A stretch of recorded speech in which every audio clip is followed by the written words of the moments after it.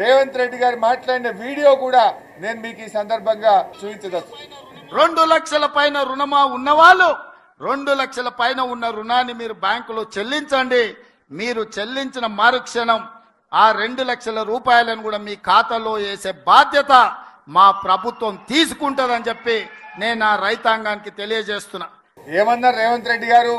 2 లక్షల పైన రుణం ఉన్న వాళ్ళు మీరు వెళ్ళి ఆ పైన ఉన్న రుణాన్ని బ్యాంకులో చెల్లించండి. మీరు చెల్లించిన మరుక్షణం ఆ రుణమాఫీ చేసే బాధ్యత నేను తీసుకుంటా అన్నాడు.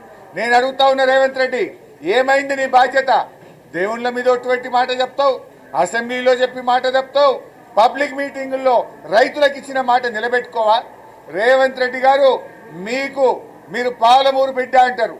పాలమూరు బిడ్డవైతే, నీకు పౌరుషం ఉంటే, నిజాయితీ ఉంటే, మాట మీద నిలబడే వ్యక్తివైతే నువ్వు వెంటనే నీ మంత్రి గారి అసెంబ్లీలో రుణమాఫీ అయిపోయింది అన్నాడు.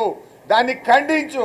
ఇచ్చిన మాట ప్రకారంగా నువ్వు 2 లక్షల పైన ఉన్న వాళ్లకు 2 లక్షల లోపల ఉన్న వాళ్లకు అసెంబ్లీలో బడ్జెట్లో చెప్పిన దాని ప్రకారంగా 31,000 కోట్లు రుణమాఫీ చేయాలి అని నేను రేవంత్ రెడ్డి డిమాండ్ చేస్తున్నా.